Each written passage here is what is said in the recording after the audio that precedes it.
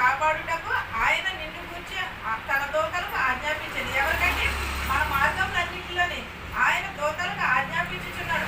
తన దూతలకు ఆజ్ఞాపించిన ఆయనను గూర్చి మనము ఇంకెంత ఆరాధన కలిగి ఉండాలి, ఇంకెంత కృతజ్ఞత కలిగి ఉండాలి. ఆయన మనకి ఇంత క్షేమాభివృద్ధి కలిగి చేస్తానంటున్నాడే, ఆయన మన మార్గంలో ఆయన సిద్ధపాటు చేస్తానంటున్నాడే. మన హృదయం దేవునికి ఇవ్వడానికి ఎందుకంత ఆలోచన చేస్తామంటారు?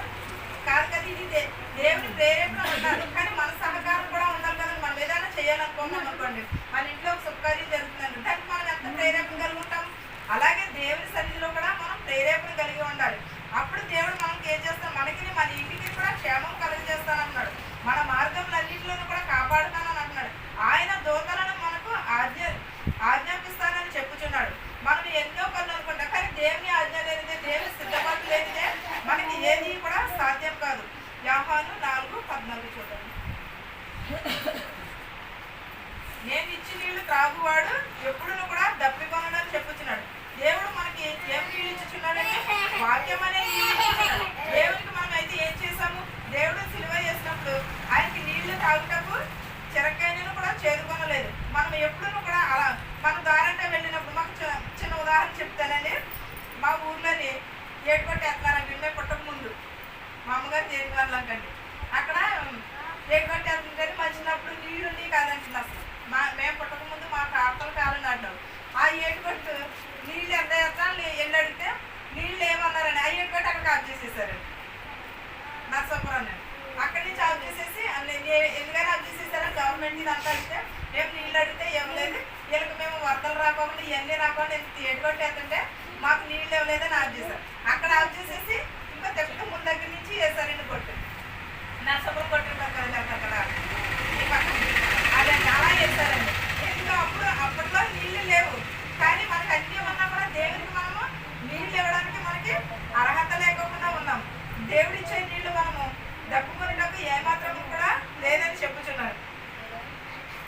యోహాను 4:14 అరణ్యములో నేను వానికి ఇచ్చి నీళ్ళు నిత్య జీవనము కనుకై వానిలో ఊరడి నీటి బుగ్గగా ఉంటుందని ఆమెతో చెప్పండి. ఏ బుగ్గని? నీటి బుగ్గ. నీటి బుగ్గ ఊరినని ఆమెతో చెప్పినని చెప్పుచున్నాడు. మనం ఎలా ఉన్నది, ఆయన ఇచ్చే నీళ్లను మనం తీసుకుని నిత్య జీవం పొందినకు మనిషి కుమారుడు ఎత్తబడేవాలని చెప్పుచున్నాడు. మనం ఎప్పుడు కూడా దప్పుకుని ఎవరైనా సరే వచ్చారనుకోండి, కానీ మంచి నీళ్ళు ఈ రోజుల్లో కూడా చాలా మంది కూడా అలాంటి వారు ఉన్నారండి. నీళ్ళు ఇవ్వలేని వారు చాలా మంది ఉన్నారు. నీళ్ళు లేవంటారు, లేకపోతే తలుపేసేసుకుని మేము లేరు, నీళ్ళు లేవు, లేకపోతే మా పిల్లలు లేరు, ఇలాగే చెప్తూ ఉంటారండి. ఎవరిని కూడా అలాగే చెప్పకూడదు. ఎప్పుడూ కూడా దేవుడు ఇచ్చే నీళ్ళని మనము దప్పుకున్నాం. దేవుడు మనకి చిరకముని ఇస్తానని చెప్పుచున్నాడు.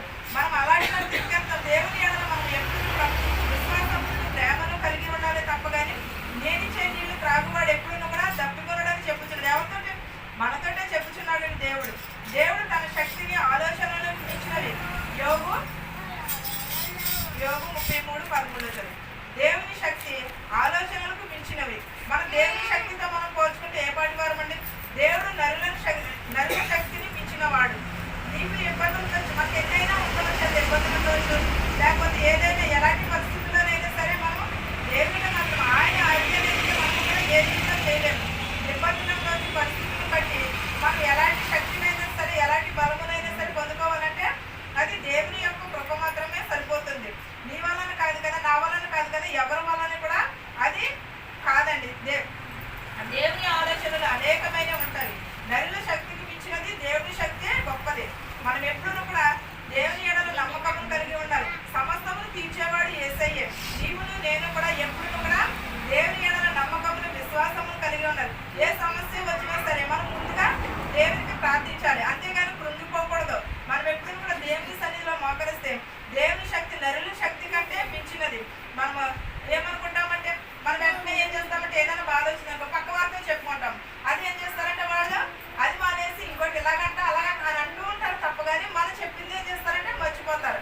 మనం చెప్పింది మానేసి వాళ్ళకి నచ్చినట్టు చెప్పుకుంటారు. అందుకనే మన బాధ ఎంత మాత్రం కూడా దేవునికి మాత్రమే చెప్పుకోవాలి తప్ప, కానీ ఈ మనుషులు కాదు. మనుషులు ఎవరు కూడా తీర్చరు. యేసయ్య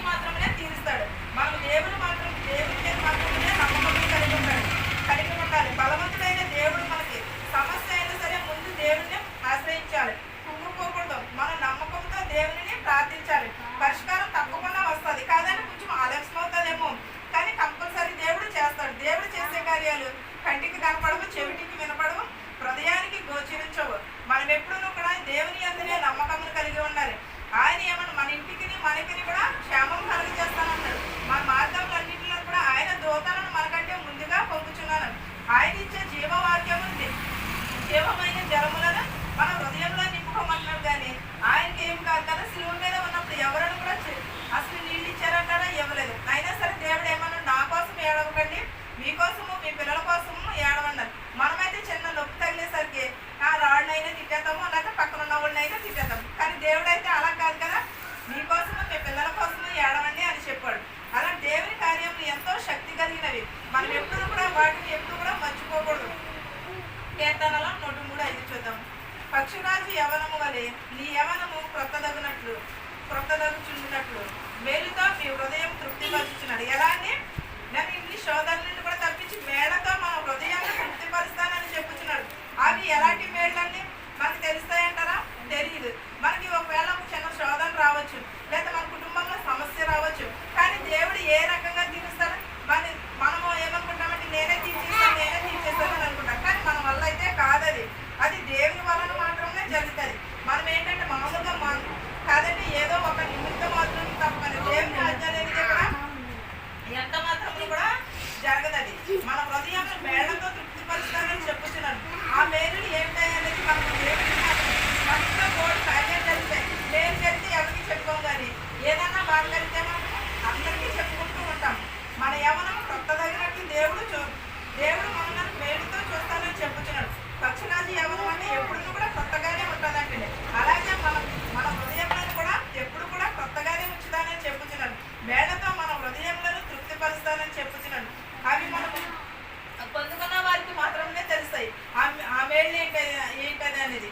అది మనకు ఒకవేళ నేర్చుకొచ్చింది అనుకోండి, అది దాని నుంచి మనం తప్పించుకున్నాం అనుకో, మనుషు మీద ఉన్నప్పుడు ఏమనుకుంటామంటే దేవుడే నీకు ఇది చేసేస్తాను, నేను అది చేసేస్తాను అని అంటారు.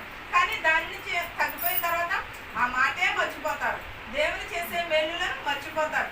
కానీ ఎప్పుడు కూడా అలా మరవకూడదు. ఎప్పుడు కూడా మనం కృతజ్ఞతలు కలిగి ఉండాలి దేవునికి. మన హృదయంలో మేళ్లతో పరుస్తానని చెప్పుచున్నాడు. కీర్తనలు 34:10 చూద్దాం. ఆ మేళ్లను మన హృదయంలో నింపుకోవాలి తప్ప కానీ ఎదుటి వారితో మనం దేవునితో మాత్రమే చెప్పుకోవాలి. యెహోవాను ఆశ్రయించే వారికి ఏ మేలును కొదువై ఉండదని చెప్పి ఏంటంటే యెహోవాను ఆశ్రయించే వారికి ఏ మేలును కూడా కొదువై ఉండదని చెప్పుతున్నాడు. మనం ఇంకా అలాంటినప్పుడు దేవుడు మనకి ఏ మేలును కూడా కొదువు చేయమని చెప్పినప్పుడు దేవునికి ఇంకెంత కృతజ్ఞతలు కలిగి ఉండాలి. దేవుని ఎడల ఎంత నమ్మకాన్ని కలిగి ఉండాలి. సమరయ స్త్రీ ఉన్నది. ఆమె ఎన్ని సంవత్సరాల నుంచి వ్యాధితో బాధపడింది. ఆయన వస్త్రము ముట్టగానే స్వస్థపడినది. మనం కూడా అలాగే స్వస్థపరచబడతాము. కానీ మనలో విశ్వాసం అనేది ఉండాలి. దేవుని ఎడల నమ్మకంలో పట్టుదలను కలిగి ఉండాలి. శ్రమలు కలిగి ఉండాలి. మనం శ్రమలు అంటే దేవునిలో మనకు వచ్చినాయి అవి కాదు. శ్రమలంటేనే శ్రమలంటే ఏంటో దేవుని వాక్యం దేవుని సన్నిధిలోకి వచ్చినప్పుడు చాలా శ్రమలు పడ్డానండి. నిజంగా 2 సంవత్సరాల్లో చాలా బాధపడి ఎంతో మంది ఎన్నో కొన్ని అవమానాలు. కానీ నేనైతే ఈ బైబిల్ అయితే మాత్రం నేను కావాలని పట్టుకున్నాను. కానీ దేవుడు మాత్రమే ఎన్నుకున్నాడండి. ఇది ఎంతమంది ఎన్నిసార్లు ఎక్కడికి వెళ్ళినా ఏ చర్చకి వెళ్ళినా నేనే చెప్తాను. నేనైతే ఈ బైబిల్ అయితే మాత్రం దేవుడు మాత్రమే ఎన్నుకున్నాను తప్ప నేను కావాలని కానీ నేను దేవుని సేవ చేయాలి, ఇందులో ఏదో నేను పొందుకోవాలి, లేకపోతే ఇందులో ఏదో దొరుకుతుందని అది కాదండి. దేవుని సేవ మాత్రమే. ఇంచుమించు నేను 1 సంవత్సరం పాటు చాలా బాధపడ్డానండి. ఏంటంటే నేను దేవుని సేవ చేయాలి, నా కుమార్తె సేవ చేయి, నా కుమార్తె సేవ చేయాలని ప్రేరేపణ వస్తుంది. కానీ నేనైతే అర్హురాలు కాదు ప్రభా, నేనైతే నీ సన్నిధిలో నిలవబడే అర్హత లేదు నాకు అని అలాగ అనుకుంటూనే ఉంటున్నాను. కానీ దేవుడైతే ఒకే మాట, నా కుమార్తె నా సేవ చేయి, నా సేవకు అర్హురాలుగా నేను అనే ప్రేరేపణ తప్ప కానీ ఇంకేది లేదండి నా హృదయంలో. నేను ఎప్పుడు ప్రస్తుతం సేవకు అర్హురాలు కాదు. ఎందుకంటే నేను అందరినీ తిడుతూ ఉంటాను, ఎలాగోలా బాగా ఆడుతూ ఉంటాను, అందరితో ఏదో అంటూ ఉంటాను. ప్రభా నేను ఎలా ఉంటాను, కానీ నీ సన్నిధిలో నేను నిలవబడేదాన్ని కాదే, నాకు అర్హత లేదని చాలా అనుకుంటూ ఉంటాను. కానీ దేవుడు అలా కాదు, నాకు సేవ చేయనా సర్లే ఏదైతే మన అయింది. కానీ దేవుని ప్రేరేపణ లేదు, నా హృదయం కూడా ఇలా ఉన్నది కదా, దేవుడు ఇలాగా అంటున్నాడని నేను ఇలా సేవలో దిగానండి. ఇలా ఏ చర్చ అయినా కనిపిస్తే అలా వెళ్తూ ఉంటానండి. ఈ చర్చి ఆ చర్చి అని మేము శాంతిగూడ పైన కూడా మా ఆయన గారు లోదరన్ అండి. లోదరన్ చర్చికి వెళ్తాం మేము. మా పిల్లలు కూడా నేను శాంతిగూడలోనే చదివించానండి. నేను ఈ చర్చి ఎవరు చెప్పినా కూడా వాటినే చెప్తారు, ఎవరు చెప్పినా కూడా బైబిల్లోనే చెప్తారు. కాదంటే ఇవన్నీ మనం ఏర్పరచుకున్నాయి తప్ప కానీ ఏది కూడా కాదు. దేవుడు అలాంటినప్పుడు ఇన్ని మేలులు చేస్తానన్నప్పుడు మనకు దేవునికి ఎంత కృతజ్ఞతలు కలిగి ఉన్నారు. మనకి ఏ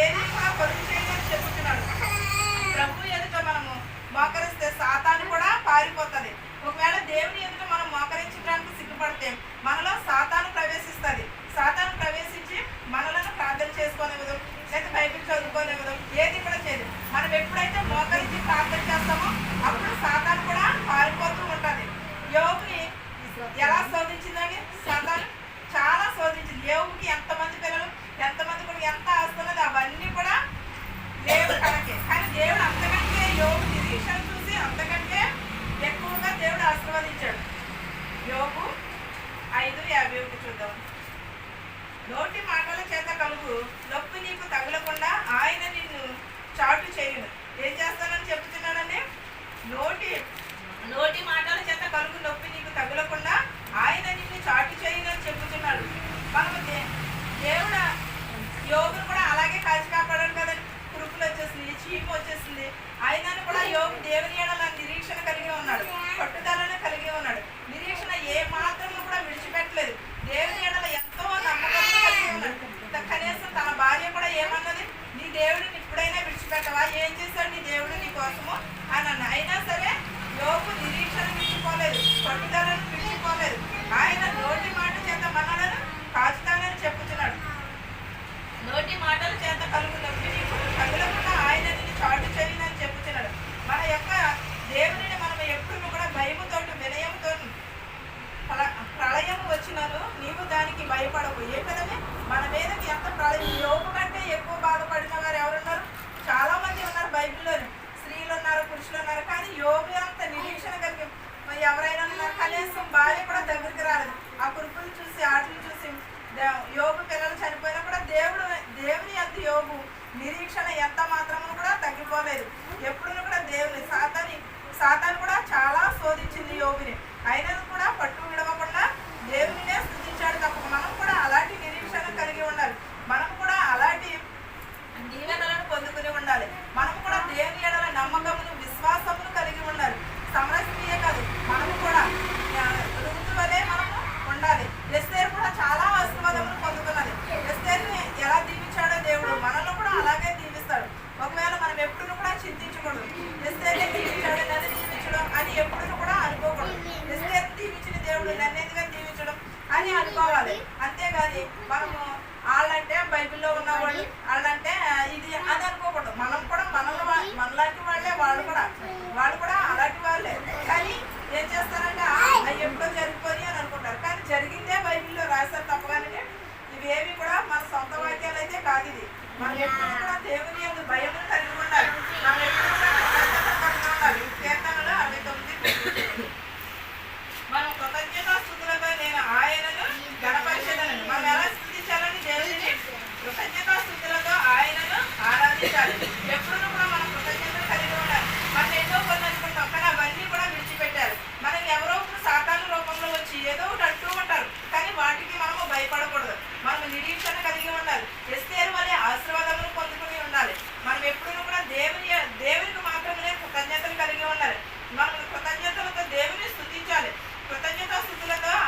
స్తుతులతో నేను ఆయనను గణపరిచేదని చెప్పి మనం ఎవరిని కోరిన కృతజ్ఞతాస్తుతులతో దేవునికి దేవునికి మాత్రమే లోబడి ఉండాలి. కానీ ఈ మనుషుల వైపు కాదు, ఈ లోకపు వైపు కాదు మనం చూసేది. దేవుని వైపు చూడాలి. మనం నిత్యము కూడా దేవునితో కొనియాడబడాలి. దేవుని స్తుతులను అందుకోవాలి. మనము ఎప్పుడు కూడా దేవుని ఎడల ఎంతో భయమును భక్తిని కలిగి ఉండాలి. దేవుడు మనకు అన్ని ఇస్తానని చెప్పుచున్నాడు. కానీ దేవుని ఎడల మనము విశ్వాసము కోల్పోకూడదు. దేవుడు మన కోసం ఈ లోకంలోనికి వచ్చి ఉన్నాడు. ఆయన లేఖనంలో నెరవేర్చడానికి వచ్చి లేఖనంలో నెరవేర్చారు, వెళ్ళిపోయారు. కానీ మళ్ళీ వస్తానని చెప్పుచున్నాడు. ఈలోపు మన హృదయమును శుద్ధి చేసుకోమని చెప్పుచున్నాడు. మనం ఎప్పుడు కూడా హృదయమును శుద్ధి చేసుకుని మనం స్థిరత్వము కలిగి ఉండాలి. దేవుని సన్నిధిలో మనం నమ్మకము స్థిరత్వమును కలిగి ఉండాలి. నిత్యము కూడా కొనియాడబడేవారుగా ఉండాలి. మనం ఎప్పుడు కూడా దేవునికి లోబడి ఉండాలి. కానీ సాతాను కాదు. మనము మేళ్లతో ఆయన మన హృదయంలో తృప్తిపరుస్తానని చెప్పుతున్నాడు. అలాంటి మేళ్లను మనం పొందుకునేవారుగా ఉండాలి. కానీ ఎప్పుడు కూడా మనం ఎవరికో వచ్చిన ఆశీర్వాదాలైనా కుటుంబంలో చాలా మంది ప్రార్థిస్తూ ఉంటారు. పిల్లల కోసం కానీ, ఒకవేళ భర్త కోసం కానీ, పాడి పంట కోసం ప్రార్థిస్తూ ఉంటారు. ప్రార్థించి విసుకుపోతారు. కానీ అలా విసుకుపోయినప్పుడే దేవుడు మన ప్రార్థనలను ఈ బిడ్డ నా కోసం ఎంతవరకు నిరీక్షణ కలిగి ఉంటుంది, ఎంతవరకు ఓర్పును కలిగి ఉంటుందని దేవుడు పరీక్ష పెడుతూ ఉంటాడు. మనం అలాంటినప్పుడు చాలా నిరీక్షణ కలిగి ఉండాలి. దేవుని ఎడల మన భయమును భక్తిని కలిగి ఉండాలి. ఈలోపు మనం ఏం చేస్తామంటే విసుకుపోయి ప్రార్థించి మానేస్తాం. ఎన్ని